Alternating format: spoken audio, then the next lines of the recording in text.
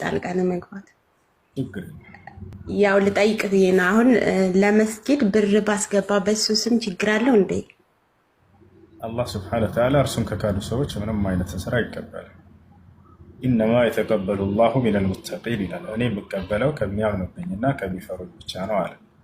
ስለ ቀጣዩ ዓለም ብለን የምንሰራ ብላችሁ የምትሰሩት ከሆነ በቀጣዩ ዓለም ላይ ምንም አይነትን ስራ አምላክ አላህ አይቀበልም። በምድራዊ ስራቸው ላይ ለምሳሌ አንድ የሌላ እምነት ተከታይ ባለበት እምነት ሆኖ ለድሃ ቢረዳ ነው ቢል አላህ በቁርአን ላይ ማነው አላህ በዚህ ምድር ላይ ለዚህ ሰውዬ ይተካለታል፣ ያበላዋል፣ ያጠጣዋል። ገብታችኋል? በቀጣዩ ዓለም ላይ ስለሚገኝ ጸጋዎች አስመልክቶ ለራሳቸውም ሆነ ለሌላ ሰዎች እንሰራለን ቢሉ አይቀበልም አምላክ አላህ ሱብሓነሁ ወተዓላ ከእንዲህ አይነት ሰዎች። ሌላ ጥያቄ ያለሽ? አይቀበልም ማለት ነው። እርሱን ከካዱ ሰዎች ስራን አይቀበልም።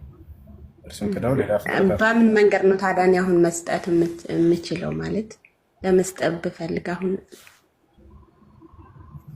እርሱን ከካዱ ሰዎች ስራን አይቀበልም። በአላህ እመኝ። ለምንድን ነው የማታምኚው? ለምን ከእስልምና ወጥተሽ ነው? ቆዩ ከወጣሁ እኔ በልጅነቴ ነው። በምን ምክንያት ወጥተሽ?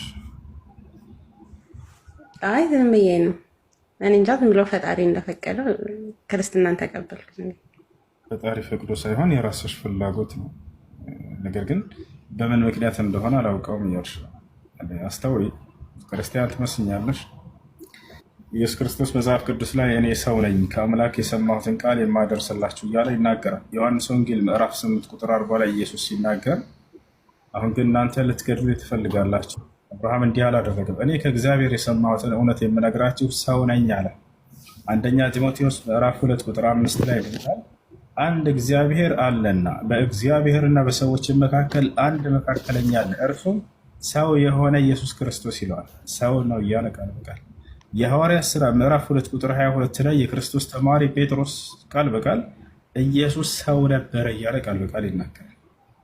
አይ የሚሰራቸው ድንቅ ተአምራቶች ናቸው አምላክ እንዲሆን ያደረጉት እንዳትሉ ራሱ ጴጥሮስ ምን አለ እዚሁ ምዕራፍ ላይ እግዚአብሔር በኢየሱስ በኩል ድንቅና ተአምርን አደረገለት አለ። የእርሱ የአምላክ ስራዎች ናቸው። በሙሴ በኩል ባህር እንደከፈለ ሁሉ ልክ እንዲሁ በኢየሱስ በኩል ሙታንን አስነሳ፣ በርካታ ተአምርን አደረገ። በነቢያት በኩል ያደርግ ነበር። ገብታችኋል? ኢየሱስ ክርስቶስ ቃል በቃል እኔ አምላክ አለኝ እያለ እየተናገረ አይ አንተ ራስህ አምላክ ነህ ብሎ ማመን እርሱን መቃወም ነው። ይሄ ዮሐንስ ወንጌል ምዕራፍ 20 ቁጥር 17 ላይ ኢየሱስ ክርስቶስ ወደ አምላኬ ወደ አምላካችሁ አድርጋለሁ ብሎ ቃል በቃል ተናገረ። ኤፌሶን ምዕራፍ 1 ቁጥር 3 ላይ ኤፌሶን ምዕራፍ 1 ቁጥር 17 ላይ የኢየሱስ ክርስቶስ አምላክ ይባረክ ይላል ቃል በቃል። አምላክ አለው። ያ አምላኩ ማን ነው ብሎ መፈለግ አይሻልም? እርሱን ራስህን አንተ አምላክ ነህ ማለት አምላክ አለኝ እያለ ነው። ኢየሱስ ክርስቶስ ቃል በቃል አምላክ እንዳለው ይናገራል። ያ አንድ አምላክ የሚገርመው ብቸኛ እንደሆነ ይናገራል ኢየሱስ። ዮሐንስ ወንጌል ምዕራፍ 17 ቁጥር 3 ላይ ኢየሱስ ክርስቶስ ወደ ሰማይ ቀጥ ብሎ አምላክ ሆይ አንድና ብቸኛ እውነተኛ አምላክ አንተ ነህ አለ። የላከውንም ኢየሱስ ክርስቶስን ያውቁ ዘንድ ይችለች የዘላለማዊ ሕይወት አለ። ኢየሱስ የአንዱ አምላክ መልእክተኛ ነኝ አለ። በቃ ዘጋው። እኔ አምላክ ሳልሆን የአንዱ አምላክ መልእክተኛ ነኝ፣ የእርሱን መልእክት ቃሉን ላደርስ ነው የመጣሁት አለ።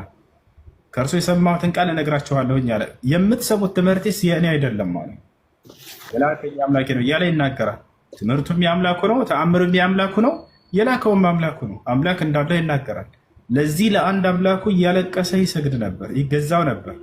ዕብራውያን ምዕራፍ 5 ቁጥር 7 ላይ ኢየሱስን በምድር ላይ ሳለ ከሞት ሊያድነው ወደሚችል ወደ አምላኩ ከብርቱ ጩኸትና ከእንባ ጋር እያለቀሰ ማለት ነው ልመናንና ምልጃን አቀረበ ይላል። አምላኩንም ስለመፍራቱ ጸሎቱ ተሰማለት ይላል። አምላኩን በጣም ይፈራ ነበር። አምላኩ ይሰግድ ነበር፣ ይጸልይ ነበር፣ ይሰግድ ነበር፣ ያመሰግነው ነበር። ይህን ሁሉ የሚያደርግ አንድ መልእክተኛና ነቢይ ነው። ይሄንን እኔ ያው ስለ ሁለቱም እንትን ያው ብዙም አላውቅም ሃይማኖት ማለት ነው።